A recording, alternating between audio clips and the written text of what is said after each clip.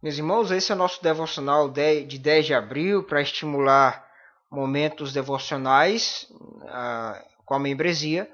E gostaria de sugerir aos irmãos, então, que lessem o Salmo 33, depois será entoado o hino 47, e antes de começar o estudo, façam uma oração ao Senhor, glorificando a Ele, bendizendo o seu nome. Então, você pode parar o vídeo agora, ler o Salmo, dar continuidade no vídeo, cantar o hino 47 junto com a música que vai ser tocada, depois você para de novo, faz uma oração ao Senhor e aí sim você pode assistir o estudo que a gente preparou.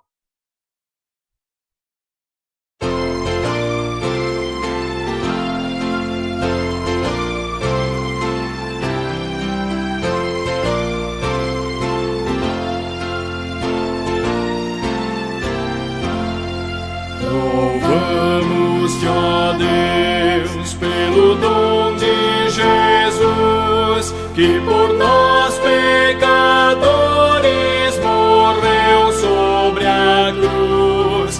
Aleluia, toda glória te rendemos, Senhor. Aleluia, tua graça imploramos, amém.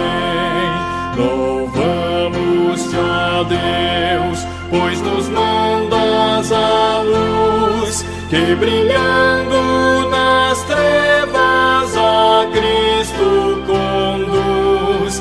Aleluia, toda glória te rendemos, Senhor. Aleluia, tua graça imploramos, amém.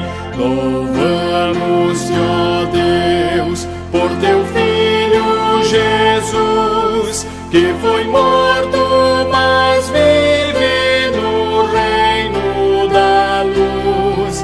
Aleluia, toda glória te rendemos, Senhor. Aleluia, tua graça imploramos, amém.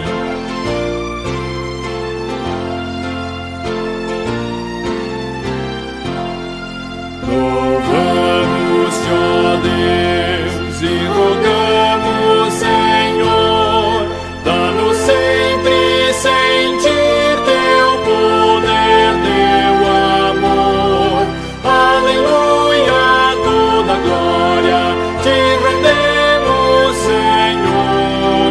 Aleluia, tua graça imploramos, amém.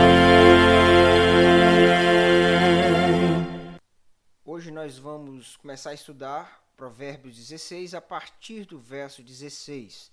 No estudo passado nós paramos no verso de número 15. Do verso 16 até o verso de número 30, nós temos aqui uma nova unidade, onde o assunto é o discurso, onde nós temos um contraste entre o discurso agradável e o discurso destrutível. As palavras são extremamente importantes no livro de Provérbios. Em vários lugares ela cita o mau uso ou o bom uso das palavras, e esse assunto é retomado aqui no capítulo 16, considerando que nós já falamos sobre ele em capítulos anteriores. Nós podemos estruturar essa passagem da seguinte maneira. Nós temos o seguinte, do verso 16 ao verso 19, uma introdução do assunto, e em segundo lugar nós temos aqui o discurso agradável, aqui do verso 20 até o verso de número 24. E depois o discurso destrutivo, que vai do verso 25 até o verso de número 30. Nós vamos ler os textos conforme formos vendo as passagens de cada uma dessas divisões. Então, em primeiro lugar, como eu já disse, nós veremos a introdução. E a introdução, a gente pode dar um título para ela, né, dizendo escolhendo o melhor. Então, antes de falar do uso das palavras, ele vai falar das escolhas que nós temos. 3 escolhas podemos citar aqui: a melhor riqueza. Qual é a melhor riqueza que eu posso escolher? Ele vai explicar isso no verso 16. Qual é o melhor caminho que eu devo seguir? A explicação disso está no verso 17. E qual é a melhor postura que eu tenho que ter na minha vida? Isso é descrito nos versos 18 e verso 19. Pois bem, falando então das escolhas, escolhendo o melhor, a primeira escolha é a da melhor riqueza. Qual é a melhor riqueza que eu posso escolher? Veja comigo o verso 16. Quanto melhor é adquirir a sabedoria do que o ouro, e mais excelente adquirir prudência do que a prata. Então, nós temos aqui um contraste entre a sabedoria, isto é, a prudência, e, de outro lado, as riquezas materiais representadas aqui pelo ouro e pela prata. E o ensino de Provérbios é que a sabedoria ela traz muitos benefícios consigo. Veja, por exemplo, no capítulo de número 3 de Provérbios. Provérbios 3, a partir do verso 13. Vamos ler do verso 13 ao verso 18. Provérbios 3, 13. Feliz o homem que acha a sabedoria, e o homem que adquire conhecimento, porque melhor é o lucro que ela dá do que a prata, e melhor a sua renda do que o ouro mais fino. Mais preciosa é do que pérolas, e tudo o que podes desejar não é comparável a ela. O alongar-se da vida está na sua mão direita, na sua esquerda riquezas e honra. Os seus caminhos são caminhos deliciosos, e todas as suas veredas paz. É árvore de vida para os que a alcançam, e felizes são todos os que a retêm. Ou seja, a sabedoria é muito melhor. Aqui no verso 16, pode ver aí na tela, quanto melhor, ou seja, a sabedoria é muito melhor do que o dinheiro, porque ela tem muito mais benefícios, né? Se você olhar no verso 16, vem no pacote junto, né? O alongar-se da vida está na sua mão direita, na sua esquerda riquezas e honras. Aqui é o verso 16 do capítulo 3. Então, as pessoas, quando buscam riquezas, ficam com a riqueza mesmo e os problemas que ela traz. Mas quando você busca a sabedoria, pode ser que essa riqueza venha também. E aí ela vem não com todos os problemas que o dinheiro conseguido de modo ganancioso traz. Traz também paz, traz também tranquilidade para as nossas vidas. Porque a riqueza não é capaz de trazer paz. Ela pode trazer status, ela pode trazer luxo, mas ela não é uma garantia de que teremos uma vida tranquila. Veja no capítulo 15 de Provérbios, verso 16. Melhor é o pouco, havendo o temor do Senhor, do que grande tesouro onde há inquietação. E aí ele continua no verso 17. Melhor é um prato de hortaliças onde há amor, do que o boi cevado e com ele o ódio. De que adianta o dinheiro? De que adianta a fartura, se no lar não há amor, não há paz, não há tranquilidade para viver, só há inquietação, inveja, desejos insaciáveis. E a riqueza ela nunca vai trazer aquilo que nós tanto necessitamos e até mesmo os incrédulos muitas vezes desejam. O dinheiro traz consigo preocupações, dificuldades e mais desejo por mais dinheiro ainda. A riqueza ela é resultado da providência comum de Deus. Deus traz riquezas tanto para o crente quanto para o descrente. Não há nada de especial na riqueza, porque faz parte da providência comum de Deus, que Ele dá a todos. Agora, a sabedoria ela é especial, porque a sabedoria ela faz parte da graça especial de Deus, daquela que Ele dá para o seu povo. É um presente reservado para aqueles que temem a Deus. O conhecimento, a sabedoria para conhecer a Deus, para conhecer a sua vontade. Esse é um presente divino, exclusivo para o seu povo.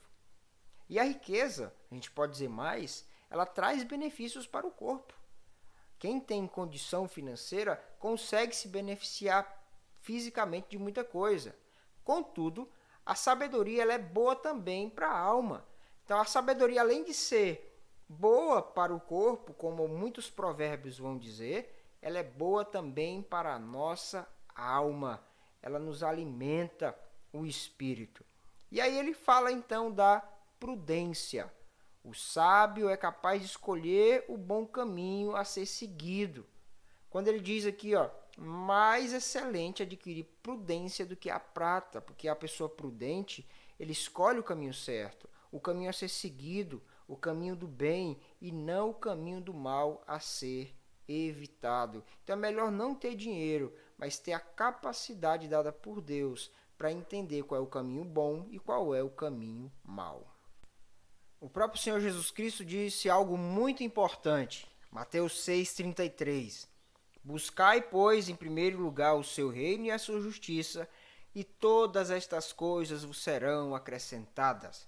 Aqui ele está falando das coisas mais básicas da vida, quanto ao alimento e também em relação à vestimenta. E o que nós temos que entender é que as coisas pequenas da vida, como vestir e comer, quem nos dá é Deus. Sem a graça de Deus em nossas vidas, nós não conseguiremos isso. E se as coisas pequenas não podem ser conseguidas por nós, quanto mais as grandes, porque as riquezas são consequência da graça de Deus sobre nossa vida. Como eu já falei anteriormente, a graça comum. Então não adianta ficar assim inquietando também em relação às riquezas. E é por isso que nós não devemos buscar a riqueza como se fosse o bem mais precioso desse mundo. E se Deus quiser, com a sua bondade e graça, Ele nos concederá todas as coisas. Pode até fazer de nós pessoas ricas, se for da vontade dEle. Assim nós podemos ir para o segundo ponto, ainda sobre essa ideia de escolher o que é melhor. Primeiro falamos de escolher a melhor riqueza, que é a sabedoria. Agora também temos uma outra escolha, de escolher o melhor caminho. Aqui no verso 17 nós lemos: o caminho dos retos é desviar-se do mal. O que guarda o seu caminho preserva a sua alma. Aqui nós temos uma ação, a ação de desviar-se do mal. E a consequência dessa ação é preservar a própria alma. O caminho do justo consiste nisso, em desviar-se do caminho mau, do caminho ruim. O caminho do mal diz respeito a tudo que conduz para a desobediência à lei de Deus, para tudo aquilo que conduz ao pecado e tudo aquilo que nos leva a afastar-se de Deus. E quando ele diz guarda o caminho, aqui a ideia é de exercer grande cuidado para guardar os mandamentos da lei do nosso Deus. O caminho correto conduz à preservação da vida. Ele diz: o que guarda o seu caminho preserva a sua alma. Aqui é muito importante, porque quando nós olhamos, por exemplo, na história da mulher loucura que conduz o jovem para o caminho errado, ela conduz ele para o caminho do erro. E esse caminho faz com que ele venha se arruinar. O próprio provérbio vai dizer: só quem quer se arruinar vai seguir essa mulher. E o caminho correto da obediência é o caminho da preservação da vida. Lá ainda em Provérbios capítulo 1, nós vemos aqueles que seguem os conselhos dos delinquentes. A sua vida é abreviada, seus dias são mais curtos. Agora, quem anda no caminho da justiça e da retidão, preserva a sua própria alma, vive mais aqui nessa terra, e também terá a recompensa de viver para sempre no céu. Então nós temos que nos desviar dos caminhos errados. Há um Deus soberano que governa todas as coisas, mas que nos deu a responsabilidade de vivermos de maneira apropriada nesse mundo caído. Terceira coisa, a melhor postura. Essa é a terceira escolha que nos é apresentada aqui nessa parte inicial do nosso estudo. Qual é a melhor postura? Verso 18 nós lemos: a soberba precede a ruína e altivez de espírito, a queda. Qual é a escolha aqui? É entre ser humilde e ser arrogante. Qual é a postura de vida que eu quero assumir? Quando ele fala de soberba aqui, ele está falando de orgulho. A palavra altivez de espírito traz a ideia de olhar para cima. É aquela pessoa que anda numa estrada olhando para o céu e nem percebe aonde está pisando. Ele se acha tão superior do que ele não olha para o chão onde ele pisa. Ele acha que não precisa tomar cuidado com nada e fica olhando para o céu, confiado que está pisando no lugar correto. E é assim que vive o arrogante. Ele levanta os seus olhos para o céu. Ele esquece-se dos conselhos de Deus, ele olha acima de Deus, ele olha acima da orientação da sua palavra e ele traça o seu próprio caminho. Veja o que diz aqui em Provérbios capítulo 30. Provérbios 30, verso de número 13. Provérbios 30, 13.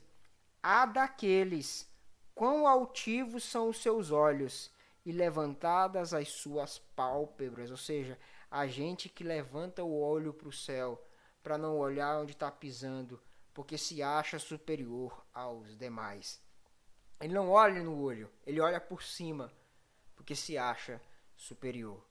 Contudo, pelo fato de ele olhar o tempo todo para cima e não olhar para o chão, o texto vai dizer que ele acaba tropeçando. A soberba precede a ruína. E a altivez do espírito, a queda. Quem anda sem olhar para onde pisa, acaba caindo no chão. E o soberbo, ele tropeça e ele cai, porque ele despreza os conselhos e as admoestações do Senhor. Ele não quer saber para onde está indo, ele quer saber apenas que está seguindo os seus instintos e os seus próprios passos. A pessoa ela pode ser humilde aos olhos humanos, ajudar quem precisa, talvez ela não se ache melhor do que ninguém, mas ela não deixa de ser um orgulhoso e um soberbo, quando ela negligencia os conselhos de Deus e tenta andar conforme o seu próprio caminho e as suas próprias escolhas. E aí o texto continua com a mesma ideia no verso 19. Melhor é ser humilde de espírito com os humildes do que repartir os despojos com os soberbos. A ideia dos despojos nos lembra a ideia das guerras. Muitos soldados garantiam suas riquezas por meio dos despojos. Quando a gente olha para a história da Idade Média, das cruzadas, muitos nobres iam para as cruzadas a fim de enriquecer. Geralmente ele tinha nascido numa família rica e abastada, mas como era costume da época, quase toda a riqueza ia para o filho mais velho. Então aqueles que eram mais novos iam querer fazer a vida, como? Roubando e saqueando aqueles que eles derrotavam na guerra. Isso tudo é uma visão muito antiga, de soldados irem para o combate muitas vezes não preocupados em defender a sua própria pátria, mas sim para conseguir riquezas para si mesmos. E aí de um lado estão os orgulhosos, os de coração altivo, que se levantavam para destruir povos. E de outro lado haviam as pessoas inocentes e fracas e indefesas que eram saqueadas. E a pergunta é, qual é o melhor lado para ficar? Qual é a melhor postura? Me sentar junto com aqueles que saqueiam ou ficar perto daqueles que estão sendo saqueados? É melhor estar do lado dos humildes e dos pobres e ser uma pessoa humilde também, ou ser um arrogante que faz a sua própria riqueza roubando quem não tem? Melhor é viver em meio aos pobres, essa é a ideia do texto, do que aqueles que estão abastados de dinheiro e arrogância em seu coração. Porque o orgulho, ele conduz à exploração dos miseráveis. Porém, a Bíblia é clara a dizer que o Senhor está do lado dos humildes. E por isso o triunfo dos arrogantes não dura muito, porque Deus defende a causa dos pobres. Aí pertinho do capítulo 16, no capítulo 15, no verso 25, nós lemos o seguinte, Provérbios 15, 25. O Senhor deita por terra a casa dos soberbos, Contudo, mantém a herança da viúva, a viúva que está sendo roubada, a viúva que está sendo saqueada. Deus, ele vai atender essa mulher e manter a herança dela. Por mais que os homens a roubem, por mais que ela seja enganada, Deus protege essas pessoas e não os arrogantes. Então, quando a gente senta junto com os arrogantes, nós estamos sentados junto com aqueles que o Senhor vai deitar por terra, conforme o verso 25. Agora, se nós estivermos em meio aos humildes, nós estaremos no meio daqueles que serão ajudados por Deus. E muitos fazem o que pode para ter seu lugar entre os poderosos, entre os ricos. Quantas e quantas pessoas vivem farsas em suas próprias vidas e fazem o que pode para se meter no meio de pessoas que são poderosas, que são admiradas. Contudo, a ideia aqui é que isso é comprar um ingresso para a aniquilação. Querer estar entre os orgulhosos é querer estar entre os derrotados, porque Deus será implacável com aqueles que são desonestos e que machucam os seus pobres e humildes. Diante disso, vamos fazer algumas considerações, e todas elas ligadas ao que a gente falou. Que nós falamos das escolhas, das melhores escolhas. E não podemos permitir que o mundo diga para a gente o que é melhor para nós. Nós vivemos em um mundo onde ele estabelece padrões e aqueles que não se adequam a ele são mal vistos. E geralmente esses padrões são totalmente contrários ao que nos ensina a palavra do Senhor. Então não é o mundo que tem que dizer o que é melhor para nós, mas sim Deus por meio da sua palavra. Então vamos considerar algumas coisas aqui. Então, em primeiro lugar, o conhecimento de Deus é a melhor riqueza. Essa é a melhor coisa que a gente pode escolher. Conhecer a Deus. Porque, como a gente já viu, isso é melhor do que o ouro, melhor do que a prata. Vejamos o que está escrito lá no Evangelho de Mateus, no capítulo de número 6, verso de número 19. Mateus 6, 19. Não acumuleis para vós outros tesouros sobre a terra, onde a traça e a ferrugem corroem, e onde ladrões escavam e roubam. Mas ajuntai para vós outros tesouros no céu, onde traça nem ferrugem corrói, e onde os ladrões não escavam nem roubam. Porque onde está o teu tesouro, aí estará também o teu coração. Qual é a riqueza que nós temos acumulado? São as riquezas dessa terra? São elas que a gente acha que vão nos trazer a verdadeira paz e a verdadeira segurança? Não é isso que a Bíblia diz. Não é isso que o próprio Senhor Jesus Cristo falou. Pois essas coisas, elas se vão. A gente pode estar banhado com dinheiro e de uma hora para outra não ter mais nada. Agora, quando temos o conhecimento de Deus, quando investimos nossa vida naquilo que de fato tem valor, isso não se perde. Então, o homem verdadeiramente rico é aquele que é rico do conhecimento de Deus. Que riqueza você tem escolhido? Que coisa você tem valorizado mais?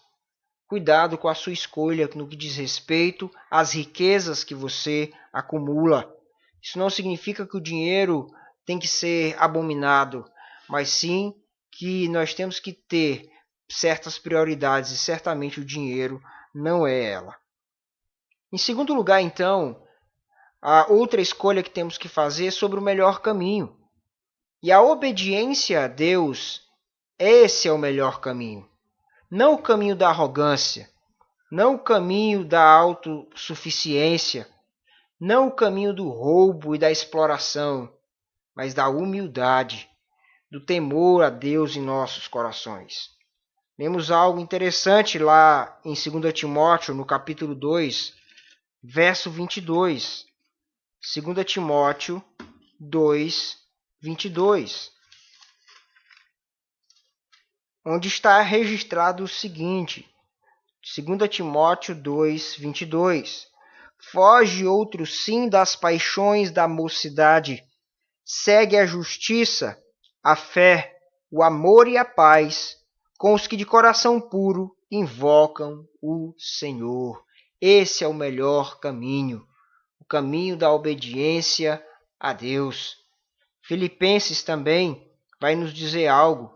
Filipenses capítulo de número 2.